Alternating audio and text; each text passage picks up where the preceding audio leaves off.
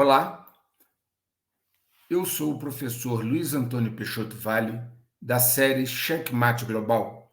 Estou gravando hoje, 1º de maio de 2024, 1/5 de 2024, o 130º vídeo da série complementar, juntando as peças e explicando o movimento. Venho mostrando no canal há 4 anos, com documentos e declarações de autoridades, a degradação da capacidade de combate das Forças Armadas Ocidentais para dar a vocês, as pessoas, uma visão realista da questão e não algo romantizado como Hollywood, que infelizmente ainda predomina na mente de muitas pessoas. Eu e alguns poucos, vários estrangeiros, estamos falando disto há mais de 10 anos. No meu caso, escrevi em 2013 os meus primeiros artigos públicos sobre esse tema. Esta iniciativa de minha parte, tinha a intenção de avisar e evitar o cenário atual de degradação e perda de capacidade de combate que estamos vendo, com a consequente superação de forças adversárias, sem ismos, sem fulanos, sem paixões. Todavia, as simulações de jogos de guerra já apontam para um caminho sem volta, onde o Ocidente foi gravemente comprometido, como os DGs queriam. O teatro de operações na Ucrânia, no Mar Vermelho e na faixa de Gaza estão a mostrar isso, pois até agora o Ocidente e seus aliados foram incapazes de obter uma vitória mínima nestes sítios. Aqueles que pensam que o Ocidente pode vencer uma guerra contra a Rússia estão mal informados, e muito menos conseguirá se ao lado da Rússia lutarem a China, a Coreia do Norte e o Irã. Só se desilude quem se ilude. Vamos então ao movimento das peças, começando pelo cavalo. Esses tambores de guerra, soando por toda parte, parecem não levar às pessoas a exata consequência possível do que está acontecendo. Acuar a Rússia não vai levar a um bom resultado para ninguém. Segundo disse o general da Força Aérea dos Estados Unidos, Anthony Cotton, que chefia o Comando Estratégico dos Estados Unidos, o que ele disse ao Comitê das Forças Armadas do Senado americano, a Rússia, segundo ele, já possui um arsenal nuclear que excede o dos Estados Unidos e está a modernizá-lo ativamente. O general Cotton chamou a atenção para uma declaração recente do presidente russo, Vladimir Putin, que disse no início de fevereiro que as forças nucleares estratégicas russas tinham sido, abre aspas, quase completamente modernizadas, fecha aspas. O general dos Estados Unidos ainda acrescentou, abre aspas, a Rússia possui atualmente o maior e mais diversificado arsenal nuclear de qualquer outra nação, fecha aspas. Apontando ele, então, especificamente para os mísseis balísticos intercontinentais Sarmat da Rússia e para os seus novos submarinos, também capazes de transportar armas nucleares. Uma das armas nucleares mais mortais da Rússia, que é o Sarmat, tem um alcance estimado de 18.000 quilômetros. O Sarmat tem um alcance estimado de 18.000 quilômetros, com uma carga útil que pesa cerca de 10 toneladas. 18.000 quilômetros, para vocês terem uma ideia, eu vou falar daqui a pouco. O último míssil da Índia é capaz de alcançar alvos a 5.000 quilômetros. O Sarmat atinge a 18.000 quilômetros. Outros tipos de armas mencionados pelo general Cotton incluíam os submarinos da classe Borei e da classe Yasen-M. Segundo esse general, a Rússia também está a expandir e modernizar as suas opções nucleares, para além da tríade nuclear clássica. Em particular, ele chamou a atenção dos senadores para os mísseis hipersônicos Kinzhal e Tsirskon, que ele alegou que poderiam transportar também cargas nucleares. Sabe-se que não há, no momento, defesas eficazes para deter estes mísseis hipersônicos russos. Sabe-se que esses dois mísseis já foram usados no seu formato convencional, sem ogivas nucleares, no conflito da Ucrânia. Um dos efeitos, aliás, deste conflito na Ucrânia tem sido permitir aos russos testarem suas armas e as aprimorarem após testes de fogo em ambiente real de batalha. E o general Cotton, então, concluiu, abre aspas, as forças estratégicas dos Estados Unidos estão atualmente a operar face a desafios diferentes de tudo o que a América alguma vez encontrou. Fecha aspas. A possível entrega de caças F-16 dos Estados Unidos à Ucrânia significou mais um degrau de tensão, com a Rússia alertando para o fato destes caças F-16 poderem carregar armas nucleares. Se pilotos ucranianos os utilizarem, mesmo que partindo de bases fora da Ucrânia, a Rússia prometeu atingi-los. Putin disse o seguinte, abre aspas, é claro que se forem utilizados a partir de aeródromos de terceiros países, tornam-se um alvo legítimo para nós, onde quer que estejam localizados. Fecha aspas. Ao nomear alvos em terceiros países, o risco de escalar a guerra tornou-se bastante real. O porta-voz do Kremlin, Dmitry Peskov, alertou que as relações entre a Rússia e a aliança da OTAN, liderada pelos Estados Unidos, deterioraram-se ao ponto de um confronto direto.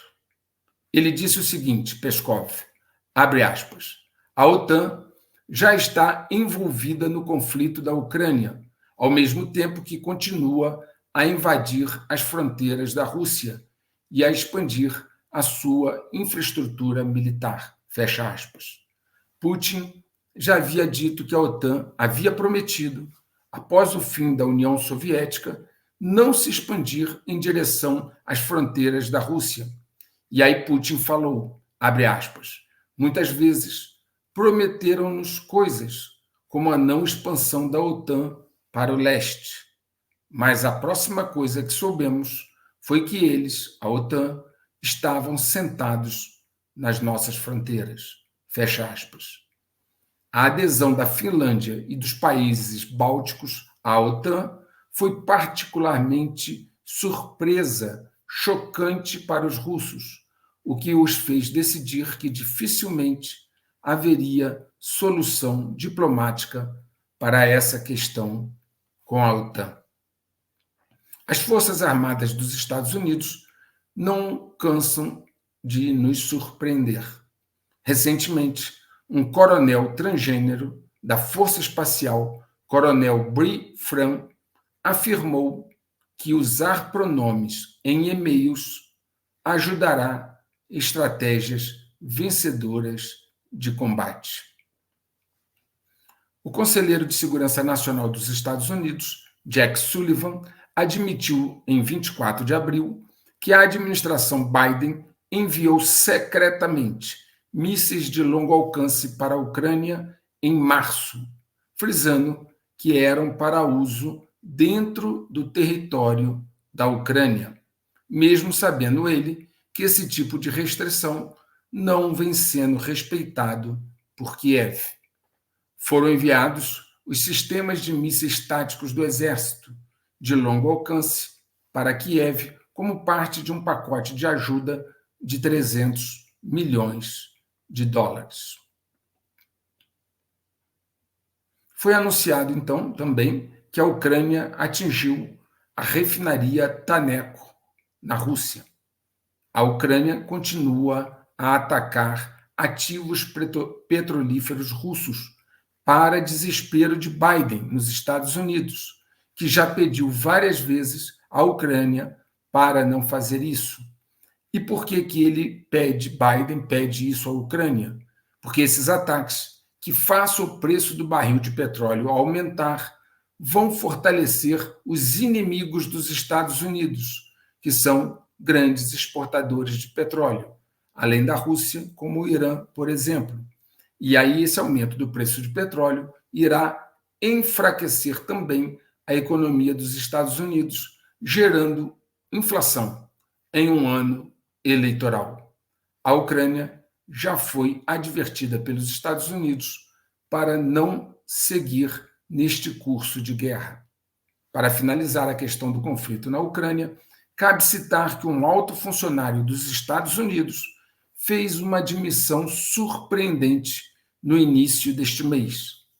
O vice-secretário de Estado, Kurt Campbell, falando num evento organizado pelo Centro para a Nova Segurança Americana, enfatizou que os militares da Rússia reconstituíram quase totalmente as suas perdas militares na Ucrânia, mesmo quando as sanções tentaram prejudicar os seus suprimentos militares, financiamento e capacidades. Campbell disse o seguinte exatamente, abre aspas, avaliamos ao longo dos últimos meses que a Rússia se reconstituiu quase completamente militarmente, fecha aspas.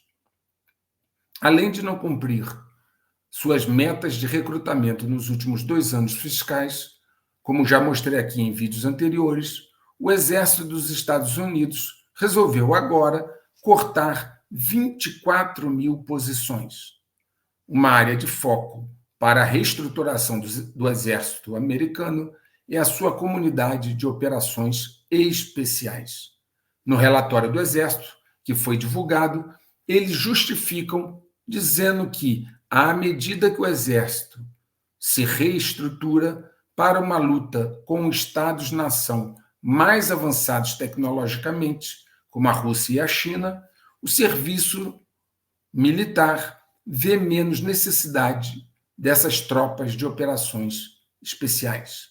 Então, o Exército dos Estados Unidos cortará 24 mil posições, muitas delas na área de operações especiais. Uma coisa é o discurso, para o público ver, para os nécios apreciarem. Outra é a verdade. Ao mesmo tempo que o presidente francês Emmanuel Macron ameaça enviar tropas para a Ucrânia para lutar contra a Rússia, a França está a ajudar o esforço de guerra russo ao comprar 600 milhões de euros em gás natural da Rússia apenas nos primeiros 3 meses de 2024. O fato é que os envios russos de gás natural liquefeito para a França registraram um aumento maior do que para qualquer outro país da União Europeia no ano passado. Sabe-se que para disfarçar, para que as pessoas não percebam, como eu já comentei aqui, a Europa aumentou suas compras da China e da Índia de produtos que sabe são produzidos pela Rússia, pagando mais caro pela intermediação desses 2 países, China e Índia. Como agora eles compram não diretamente da Rússia, mas através da Índia e da China, acabam pagando um sobrepreço. A Europa, por exemplo, aumentou drasticamente as suas compras de gás natural e petróleo da Índia, produtos esses que vêm da Rússia. Uma coisa é o discurso, outra é a realidade de que a Europa não tem fontes baratas de energia e precisa continuar a comprar da Rússia, seja através de terceiro ou não. Não é à toa que a Rússia superou todas as sanções econômicas impostas pela Europa e pelos Estados Unidos e terá um crescimento de sua economia esse ano, estimado pelo FMI, de 3,2%, acima dos principais países do Ocidente. Aliás, vou falar desses crescimentos econômicos dos países um pouco mais adiante. Wall Street Journal citou um funcionário não identificado dos Estados Unidos que relatou que Macron disse aos aliados que não haveria necessidade de envolver a OTAN ou os Estados Unidos se a Rússia tivesse como alvo as tropas francesas.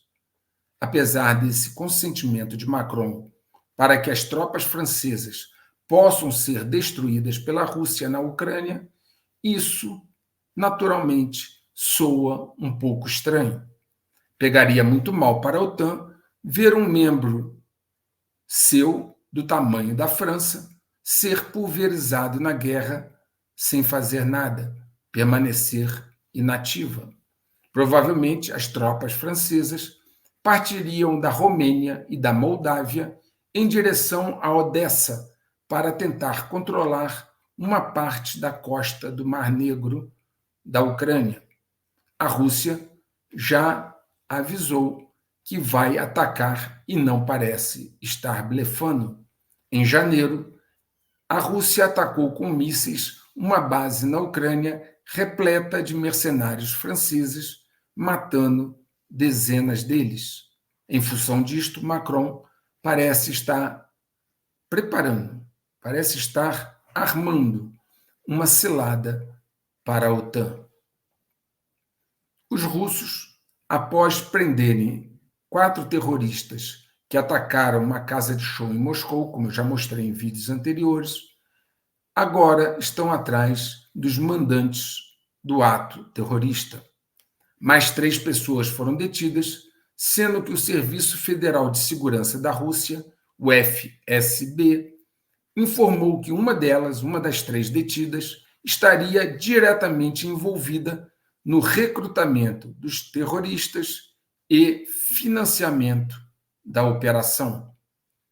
Moscou afirma ter provas de uma possível ligação, incluindo transferência de dinheiro proveniente de nacionalistas ucranianos.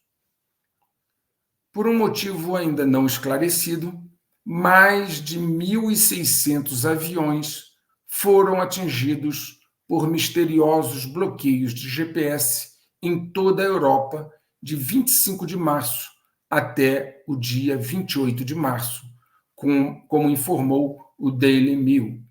Embora a maioria dos incidentes pareça ter ocorrido no espaço aéreo da Polônia, também foram detectadas interferências na Alemanha, Dinamarca, Suécia, Letônia e Lituânia.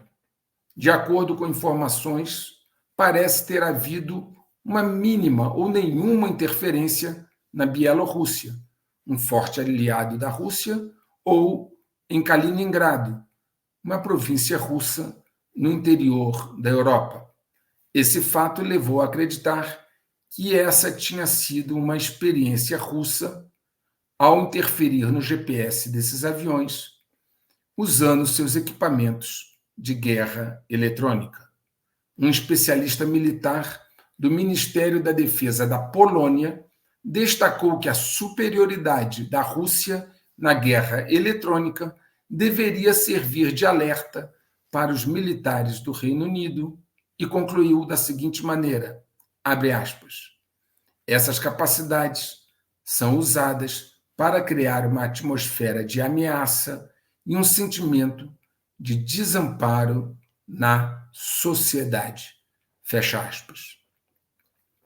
Bom, eu já disse aqui que o projeto do caça de quinta geração dos Estados Unidos, o F-35, foi o mais caro da história, um valor incrivelmente alto e que está em desenvolvimento desde 1994, ou seja, há praticamente 30 anos.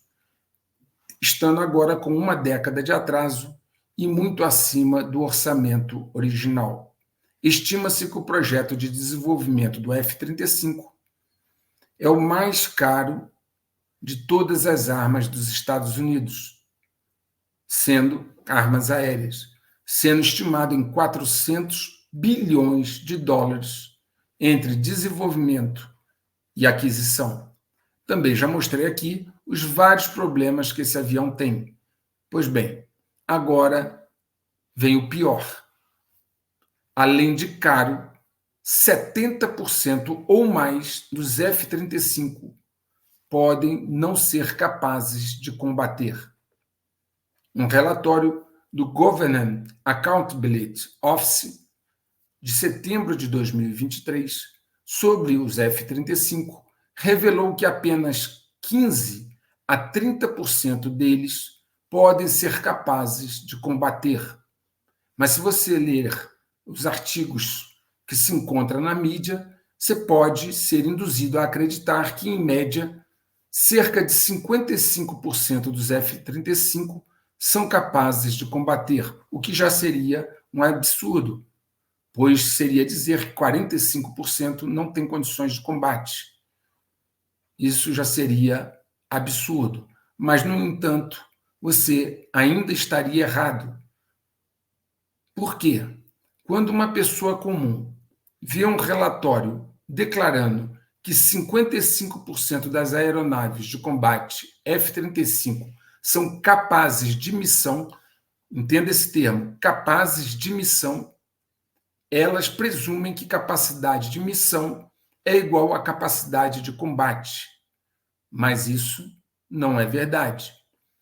O engano resulta da forma como o escritório do programa F-35 e de todo o Departamento de Defesa definem o termo capaz de missão. Acontece que a definição do Departamento de Defesa de ser capaz de missão não significa, vou repetir, não significa capacidade de combate. O que isso significa é que uma aeronave pode voar e realizar pelo menos uma missão. Capacidade de missão, realizar ao menos uma missão. Portanto, um avião designado como capaz de missão pode ser capaz de fazer algum tipo de combate, mas também, talvez não.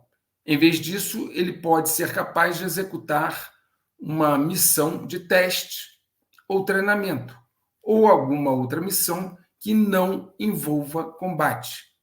E mesmo que seja considerado capaz de testar ou treinar, pode não ser capaz de realizar toda a gama, todo o conjunto de testes ou treinamento que você esperaria de uma aeronave totalmente funcional.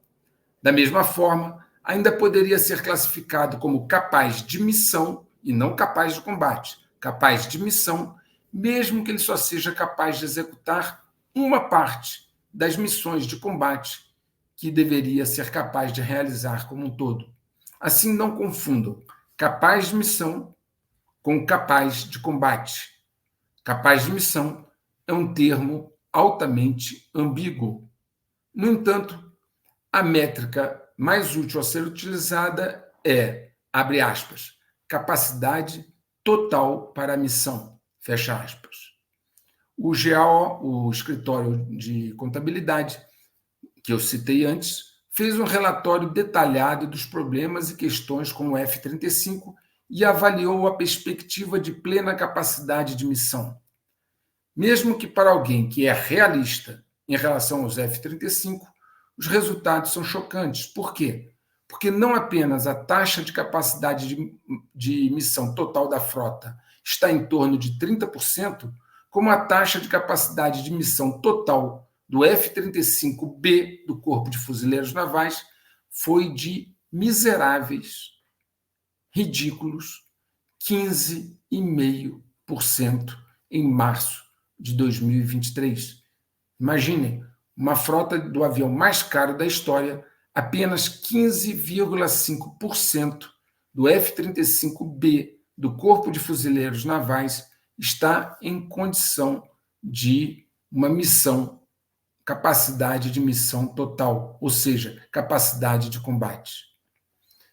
Enfim, o projeto mais caro na história da aviação de caça dos Estados Unidos, o caça de quinta geração, que eu já mostrei aqui, tem vários problemas de bugs de software, tem problemas de motor, tem vários problemas.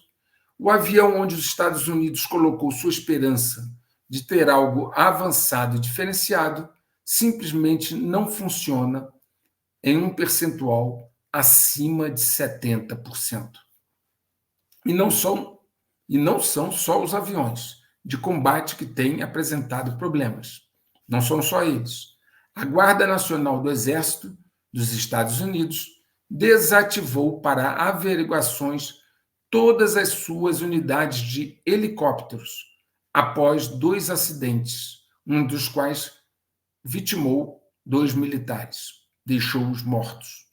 A onda de incidentes mortais de treinamento não é isolada.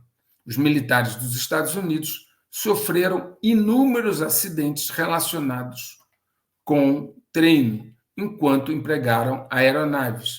E é raro que os militares consigam passar um único ano sem um acidente deste tipo. Para vocês terem uma ideia, no ano passado, pelo menos 30 militares morreram em acidentes de helicóptero nos Estados Unidos. Vamos então agora sair um pouco da Ucrânia e dos Estados Unidos e vamos focar no conflito do Oriente Médio. É importante para aqueles que não tiveram a oportunidade ver o meu vídeo 129. É preciso ficar atento às necessidades de Biden no processo eleitoral dos Estados Unidos e como isso influencia as suas decisões, as decisões dos Estados Unidos. Como eu já falei no 129, lá eu insisti bastante em discorrer sobre Israel, Irã e o Hamas. Aqui eu vou então centrar minha atenção nos Houthis, que são uma organização, segundo os Estados Unidos, terrorista, apoiada pelo Irã e que hoje controla a maior parte do território do Iêmen. Okay? Vamos ver o que os Houthis têm feito e sua atuação no Mar Vermelho. Esse grupo já foi acusado, inclusive, de atacar cabos submarinos, o que eles negaram. O porta-voz militar Houthi negou esse ataque a cabos submarinos e deixou claro que o principal objetivo deles é bloquear o transporte comercial e suprimentos para Israel que transitam naquela região do Mar Vermelho. Um avião espião chamado Beshad, da Força Quds do Irã, Bessad estava na região do Golfo de Aden quando ocorreram aqueles cortes em cabos submarinos. Agora, para citar apenas 2 exemplos do êxito dos Houthis em impor restrição ao trânsito de navios na região, podemos citar um ataque com míssil no mês de fevereiro que eles fizeram a um navio de propriedade britânica chamado Rubimar, causando graves danos, levando a depois afundar. A tripulação abandonou o navio e o navio foi a pique. Logo depois, no mês seguinte, em março, eles atacaram um navio graneleiro True Confidence, com bandeira de Barbados, que também foi atingido por um míssil deles, um míssil balístico antinavio, causando danos significativos, matando 3 marinheiros e ferindo mais 4, tendo também a tripulação abandonado o navio. As conquistas militares deste pequeno grupo militar do Iêmen, um grupo militar árabe do Iêmen, não param aí. Segundo relatos e vídeos da internet, os Houthis iemenitas apreenderam um sofisticado drone subaquático dos Estados Unidos, de nome Remus 600. Conforme essas informações, esse drone subaquático americano foi transportado agora para o Irã, onde a sua construção, componentes e operações estão a ser examinados por especialistas iranianos. O Irã já possui um equipamento com funções semelhantes ao Remus, chamado Tarek. O poder de fogo dos Houthis tem surpreendido as Forças Armadas do Ocidente. saiu uma notícia que a intensidade surpreendente dos ataques Houthis levou um navio de guerra francês a abandonar o Mar Vermelho antes de ser afundado. O comandante de uma fragata francesa, Jérôme Henry, deu essa surpreendente declaração ao canal de notícias francês Le Figaro, numa entrevista exclusiva publicada no dia 11 de abril. Segundo ele, a fragata Frame, da classe Aquitânia Alsácia, de bandeira francesa da França, deu meia volta no Mar Vermelho depois de ficar sem mísseis e munições para repelir ataques dos Houthis do Iêmen. O comandante francês revelou ainda que, após um destacamento de 71 dias, todo o equipamento de combate estava esgotado na fragata. O comandante acrescentou que os Houthis aumentaram significativamente o uso de mísseis balísticos depois de depender principalmente de drones suicidas, e ainda enfatizou que a Marinha Francesa não enfrentou uma batalha tão difícil desde os tempos da Líbia, quando eles tiraram Muammar Gaddafi. Esse comandante francês, Henry, disse o seguinte, abre aspas, não foi a mesma coisa que na Líbia. Já faz mais tempo que não nos envolvemos com esse nível de armamento e violência. A ameaça ao barco, referindo-se à fragata, era muito maior no Mar Vermelho. Fecha aspas. Como pode ser visto, a Marinha Francesa precisou fugir do Mar Vermelho para não ter o seu navio afundado, mesmo lutando contra uma organização terrorista como os Houthis são classificados. O enviado especial dos Estados Unidos para o Iêmen, Timothy Linderking, disse o seguinte, abre aspas, somos a favor de uma solução diplomática e sabemos que não há uma solução militar, fecha aspas. Ele reconhecendo, então, a ineficácia da estratégia militar dos Estados Unidos contra o país mais pobre do mundo árabe, que é o Iêmen. Para convencer os Houthis a pararem, para comprar a paz, os Estados Unidos ofereceram a eles um reconhecimento de sua legitimidade em troca de sua neutralidade na guerra em curso em Gaza. Muito bem. Então, vimos agora um recuo diante de uma força militar de um país árabe pobre. Imagina se essas forças ocidentais pegassem do outro lado uma potência militar. O Irã anunciou no ano passado o seu míssil balístico hipersônico, o Irã. Esse míssil balístico hipersônico tem um alcance de 1.400 quilômetros e capaz de atingir Tel Aviv em 400 segundos, que dizem os iranianos, esse míssil pode viajar até 15 vezes a velocidade do som. O nome desse míssil é Fatah. Uzi Rubin, fundador e ex-diretor da Organização de Defesa de Mísseis de Israel, no Ministério da Defesa deste país, disse não ter motivos para acreditar que o míssil não seja real e funcional. Ele disse à CNN, abre aspas, o conceito é realista, elegante e viável, fecha aspas.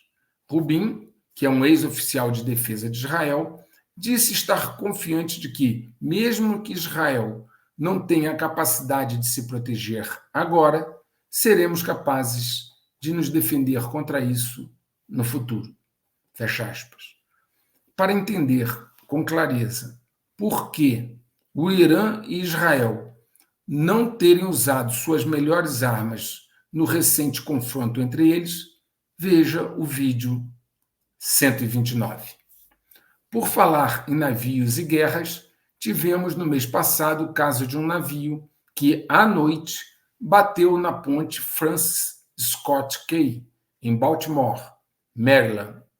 A trajetória e os acontecimentos no navio levantaram muitas especulações, uma vez que ele pareceu perder a energia, piscar suas luzes várias vezes e fazer uma curva acentuada diretamente, certeiramente, a um dos pilares da ponte.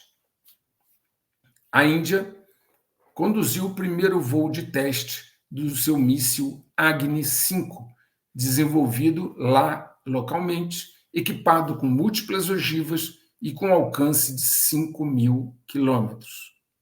A tecnologia de múltiplos veículos de reentrada independentes, chamada MIRV, significa que ogivas podem ser direcionadas a partir de um único míssil contra alvos inimigos a milhares de quilômetros de distância, tornando-os muito mais difíceis de se defender. Vejam como tecnologias sofisticadas, antes na mão de pouquíssimos países, agora estão disponíveis para outros. Ao adicioná-la ao seu arsenal, a Índia juntou-se a um pequeno grupo de nações que possuem esta tecnologia, incluindo a Rússia, China, Estados Unidos, o Reino Unido e a França. Um mês depois desse teste, a Índia testou também com sucesso uma nova geração de míssil balístico com capacidade nuclear, Agni Prime, na costa do seu estado de Odisha. A Índia, então, que se tornou independente há apenas 77 anos, já é agora uma forte potência em vários campos. E o Brasil, independente há mais de 200, ainda não conseguiu. Em fevereiro, o comandante do Comando Estratégico dos Estados Unidos, o mesmo general Cotton, que eu já citei, declarou o seguinte, abre aspas, a China tem aproximadamente 1.000 mísseis balísticos convencionais ou nucleares com capacidade dupla, ou seja, convencional e nuclear, capazes de infligir danos significativos às forças dos Estados Unidos, aliadas ou parceiras, e às terras natais no Indo-Pacífico. Fecha aspas. Isso implica dizer, pela declaração dele, que a China tem superioridade nuclear na Ásia e não os Estados Unidos, como se imaginava. Entretanto, muitos especialistas ainda acreditam que essa estimativa do general está subestimada, essa estimativa de 1.000 mísseis. Os chineses são conhecidos por ocultar as suas capacidades e alguns dos seus especialistas, que se autodenominam manipuladores de bárbaros, escondem as informações. Existem cálculos que estimam que possam existir não 1.000, mas 5.500 mísseis balísticos e de cruzeiro de dupla utilização na China, ou seja, 5 vezes mais do que aquilo que o general Cotton declarou. Até onde se sabe, os Estados Unidos não possuem bombas nucleares táticas ou mísseis com armas nucleares implantados na Ásia, tendo de transportá-las para lá em submarinos ou aviões. Mas não é só no campo nuclear que a China cresceu rápido. O general Stephen Whiting, comandante do Comando Espacial dos Estados Unidos, alertou recentemente sobre o desenvolvimento impressionantemente rápido das capacidades militares espaciais da China. Sabe-se que a China tem montado várias armas no espaço, principalmente para anular satélites que se contraponham a ela. Segundo um relatório da Fundação para a Defesa das Democracias, que é um instituto de pesquisa com sede em Washington, as Forças Armadas dos Estados Unidos precisam de um serviço cibernético militar independente. Ou seja, vou repetir, um serviço cibernético militar, que seja independente e possa operar juntamente com a Força Aérea, o Exército, a Guarda Costeira, o Corpo de Fuzileiros Navais, a Marinha e a Força Espacial dos Estados Unidos. De fato, já existe o Comando Cibernético dos Estados Unidos, Cybercom, que começou a criar a Força de Missão Cibernética em 2013. Todavia, esse relatório disse que, abre aspas, o sistema de geração de força cibernética da América está claramente falido, fecha aspas. Eles apontam no relatório para problemas como a divisão ineficiente do trabalho e a falta de cooperação entre os atuais serviços militares, um fraco recrutamento, a falta de oportunidades de promoção e as baixas taxas de retenção de pessoal qualificado. A ideia desse relatório seria centralizar todos esses esforços para melhorar a sua coordenação e aplicação de recursos. Um dos autores desse relatório que faz essa recomendação é o contra-almirante aposentado Mark Montgomery. Apenas 12 horas depois de o Senado ter dado a sua aprovação, Biden assinou o controverso pacote de segurança nacional de 95 bilhões de dólares para enviar mais ajuda externa à Ucrânia, a Israel e ao Indo-Pacífico, principalmente Taiwan. A legislação também inclui uma medida que obriga o TikTok a romper os laços com a sua empresa-mãe chinesa e autoriza a apreensão de ativos russos para financiar ainda mais o esforço de guerra da Ucrânia. Vou repetir, autoriza a apreensão, não é mais o bloqueio, autoriza a apreensão de ativos russos para financiar mais o esforço de guerra da Ucrânia, ou seja, pegar os ativos russos bloqueados e destiná-los à Ucrânia. Os congressistas conservadores queriam condicionar a aprovação deste pacote ao envio de verbas para a fronteira sul dos Estados Unidos. Não conseguiram. O congressista Ted Budd disse o seguinte, abre aspas, esse é o problema. Estamos lidando com questões fronteiriças de outros 3 países e não com as nossas, fecha aspas. A fronteira sul dos Estados Unidos continuará, então, uma peneira para a entrada dos imigrantes. Assunto que eu já comentei bastante aqui no canal. Também, como já comentei, o mundo está numa nova corrida armamentista. Segundo o relatório anual do Instituto Internacional de Investigação para a Paz de Estocolmo, os gastos militares globais atingiram um recorde de 2,44 trilhões de dólares. Nan Tian, investigador sênior do Instituto, disse o seguinte, abre aspas, o aumento sem precedentes nos gastos militares é uma resposta à deterioração global da paz e da segurança, fecha aspas. Os Estados Unidos foram, como já são há muitos anos, os que mais gastaram, totalizando 916 bilhões de dólares no ano passado, sendo responsáveis por 37% das despesas militares globais. No segundo lugar, vem a China, com 296 bilhões de dólares em gastos militares. E, em terceiro lugar, vem a Rússia, gastando 109 bilhões de dólares no ano passado, o que significa um aumento de 24% em relação a 2022. Na sequência desses 3 países, Estados Unidos, China e Rússia, na sequência vem Índia, Arábia Saudita, Reino Unido e Alemanha.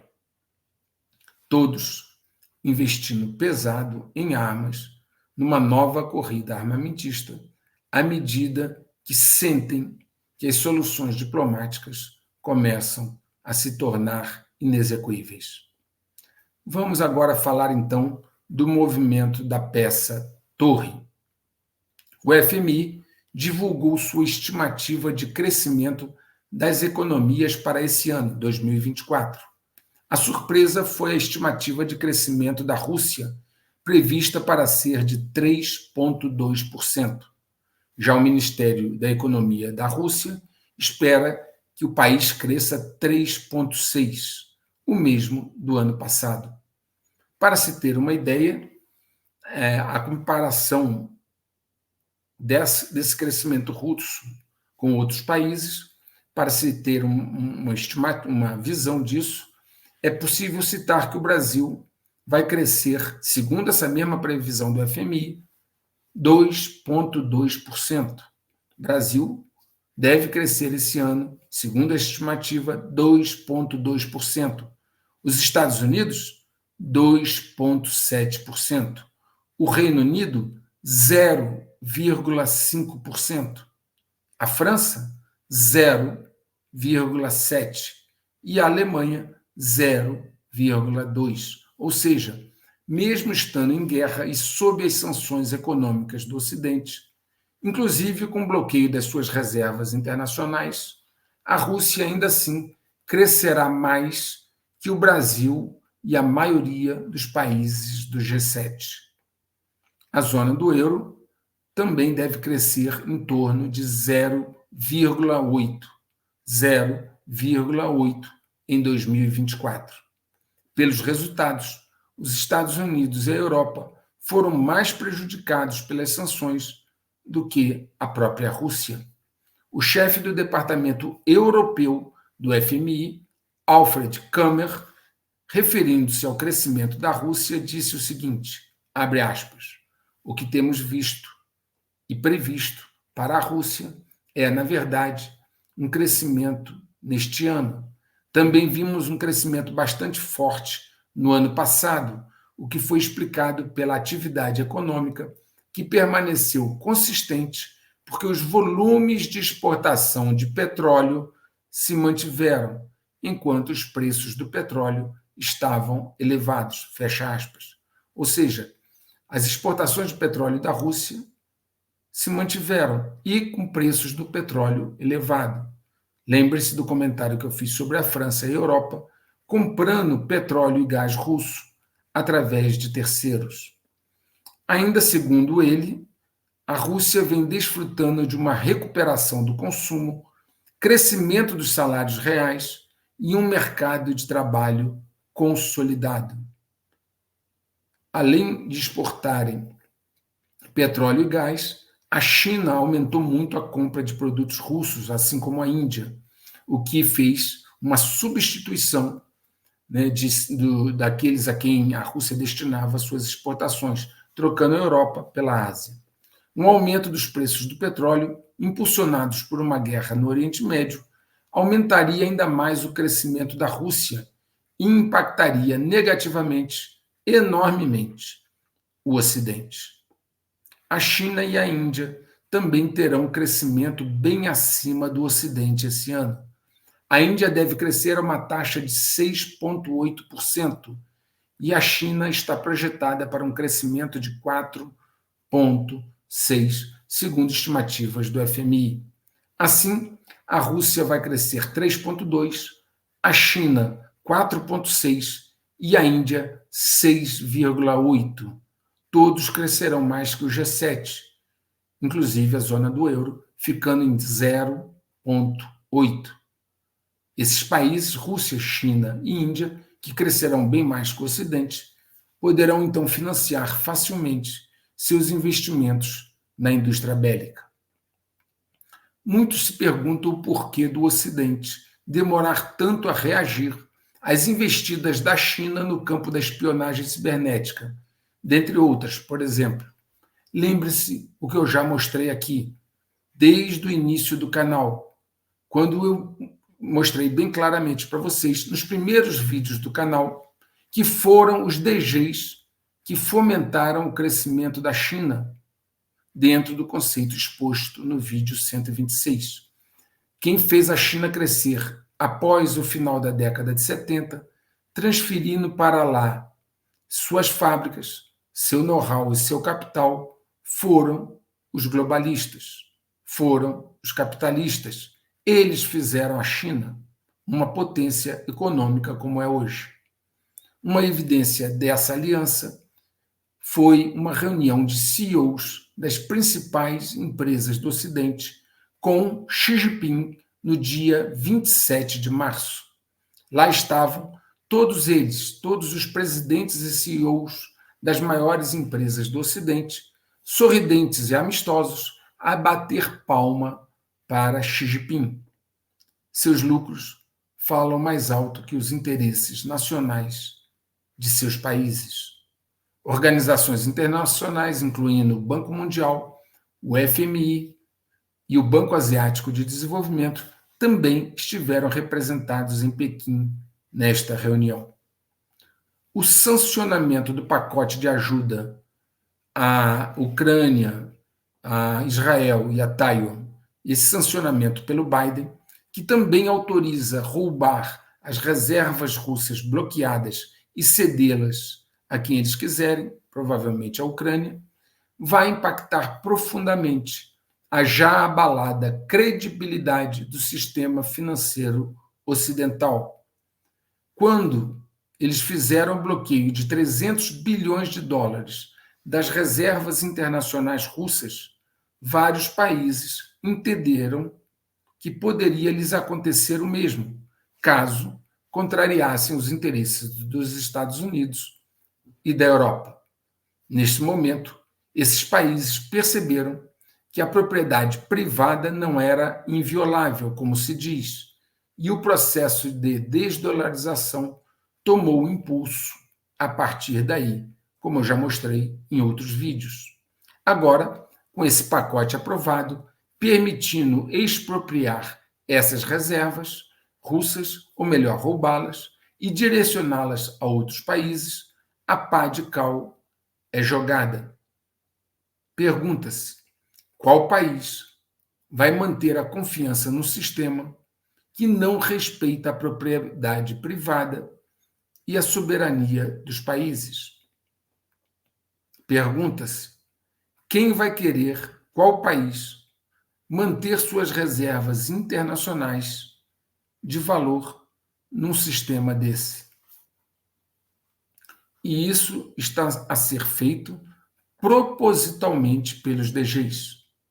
Bem, se o roubo for concretizado com a transferência dos recursos, dificilmente o sistema permanecerá de pé por muito tempo, porque está sendo quebrado a sua espinha dorsal, que é a credibilidade, a confiança. A Rússia resolveu, então, retaliar para tentar recuperar ao menos uma parte dos seus recursos, poucos dias depois de Washington ter sancionado a lei, esse pacote. Um tribunal russo ordenou a apreensão de 440 milhões de dólares de propriedade de um banco russo que estavam depositados no JP Morgan, um maior banco dos Estados Unidos. Essa falta de credibilidade também vai impactar diretamente os bancos do Ocidente. Nos Estados Unidos, um novo banco foi à falência. Trata-se do Republic Bank, da Filadélfia. A operação desse banco falido, foi vendida ao Fulton Bank para assumir os depósitos e ativos do banco falido. Já é a quarta falência bancária de grande visibilidade nos últimos anos.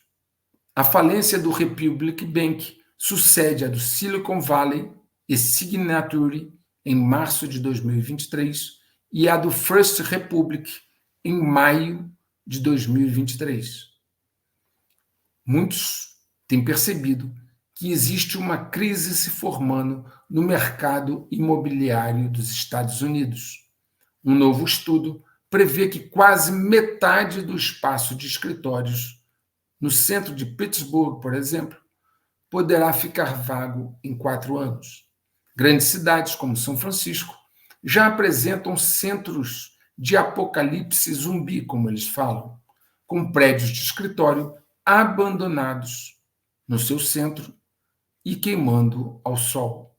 A continuar assim, uma onda de inadimplência dos empréstimos imobiliários vai assolar os bancos dos Estados Unidos, o que poderá ser um detonador de uma crise maior. A Bloomberg alertou que o não cumprimento nos empréstimos imobiliários comerciais poderá derrubar centenas de bancos norte-americanos. Um estudo recente do National Bureau of Economic Research estimou que até 385 bancos americanos, vou repetir, até 385 bancos americanos poderiam falir apenas devido a empréstimos imobiliários comerciais não quitados. O cenário parece sombrio. Quando começarem a vencer esses empréstimos imobiliários, saberemos. O CEO do JP Morgan, Jamie Dimon, que muitas vezes já citei aqui por ser ele o administrador do maior banco dos Estados Unidos, vem dando avisos há muitos meses e eu tenho colocado para vocês aqui no canal. Quem acompanha os vídeos já viu. Agora, numa entrevista em 25 de abril ao The Wall Street Journal, ele emitiu um alerta quanto ao enorme gasto com déficit da administração Biden, que poderá gerar um quadro de estagflação, ou seja, estagnação combinada com inflação. É o CEO do maior banco dos Estados Unidos, dando avisos repetidamente sobre o cenário futuro.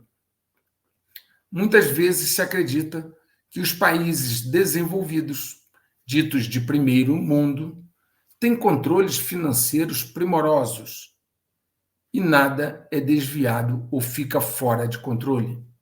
Essa é uma crença totalmente falsa. Não é verdade. As dificuldades de controle que potencialmente geram desvios de verbas do Pentágono, por exemplo, tornaram-se famosas, tendo sido citadas inclusive por Donald Rumsfeld, que à época era secretário de Defesa dos Estados Unidos, num pronunciamento no dia 10 de setembro, às vésperas do 11 de setembro tão famoso. Donald Rumsfeld, à época, disse o seguinte, abre aspas, nossos sistemas financeiros têm décadas. De acordo com algumas estimativas, não conseguimos rastrear 2,3 trilhões de dólares em transações. Não podemos compartilhar informações de andar a andar neste prédio, porque está armazenado em dezenas de sistemas tecnológicos diferentes que são inacessíveis ou incompatíveis, fecha aspas. Donald Rumsfeld se referindo ao Pentágono. Na verdade, Rumsfeld tinha apoiado sua declaração num relatório de auditoria divulgado no ano anterior, em 25 de fevereiro de 2000, sobre as demonstrações financeiras do ano fiscal de 1999 pelo gabinete do Inspetor-Geral do Departamento de Defesa dos Estados Unidos. Nesse relatório, onde Rumsfeld se baseou para falar isso, nesse relatório está escrito o seguinte, abre aspas, para os lançamentos contábeis, 2,3 trilhões de dólares não foram apoiados por trilhas de auditoria adequadas ou evidências suficientes para determinar sua validade. 2 trilhões não foram revisados devidos a limitações de tempo. E 2,6 trilhões foram apoiados. Fecha aspas. Ou seja, 2 trilhões de dólares eles não tiveram tempo de olhar. Assim, nessa auditoria, na verdade, eles não sabiam o que tinha acontecido com 4,3 trilhões de dólares. 2,3 mais 2 que eles não conseguiram ver. Eles não sabiam o que havia acontecido com 4,3 trilhões de dólares, tendo só encontrado amparo documental para 2,6 trilhões, ou seja, 37% do total. Isso num único ano. Pegue esse valor e multiplique por 30 anos, 40 anos, e imagine de quanto estamos falando. Se isso não é descontrole, é difícil dizer o que é. Bem, não bastasse esses trilhões todos passeando, voando por aí, desde a época do Rumsfeld, agora surge também um relatório falando em outras áreas, uma vez até porque o Pentágono já é bem conhecido. O Gabinete de Responsabilidade do Governo dos Estados Unidos, GAO, estima que 236 bilhões de dólares, aproximadamente 1,1 trilhão de reais, em pagamentos indevidos ou incorretos, foram feitos sob a administração Biden no ano passado. Ou seja, o escritório localizou 236 bilhões de dólares em pagamentos indevidos ou incorretos feitos no ano passado. Nesse relatório está escrito o seguinte, abre aspas, para o ano fiscal de 2023, ou seja, um ano só, para o ano fiscal de 2023, 14 agências relataram um total estimado de 236 bilhões em pagamentos indevidos em 71 programas, fecha aspas. Para vocês terem uma ideia, isso é mais do que o Washington gasta com a NASA, o Departamento de Educação e a Segurança Interna somados. E estes foram os pagamentos indevidos num único ano. Você achou muito? Ocorre que esse cálculo de 236 bilhões de dólares não incluiu determinados programas governamentais que as agências determinaram serem, abre aspas, suscetíveis a pagamentos indevidos significativos, fecha aspas. Ou seja, tem lugar lá nos Estados Unidos onde é normal fazer pagamentos indevidos e não entraram na estimativa do GAO. Assim, nesse relatório do GAO, diz que a estimativa de 236 bilhões de dólares de pagamentos indevidos, abre aspas, potencialmente não representa a extensão total dos pagamentos indevidos, fecha aspas. Pela redação, o valor é, obviamente, muito, muito maior de pagamentos indevidos feitos apenas no ano passado pela administração Biden. Pelo jeito, obviamente, não há nenhum interesse em controlar isso. Na Califórnia, se instituiu um salário mínimo de 20 dólares por hora a ser pago aos funcionários das empresas de fast food, com mais de 60 lojas, mesmo que sejam franquias individualizadas. Essa política de pseudoproteção já gerou uma reação. Os anúncios de demissão já começaram. A situação na Europa também não está boa. A França e a Itália são, nesse momento, grandes preocupações, estando a França com um déficit orçamentário de 7% e a Itália com um déficit orçamentário de 5%. À exceção dos países escandinavos, há também graves problemas em todos os outros países europeus, à exceção dos países escandinavos.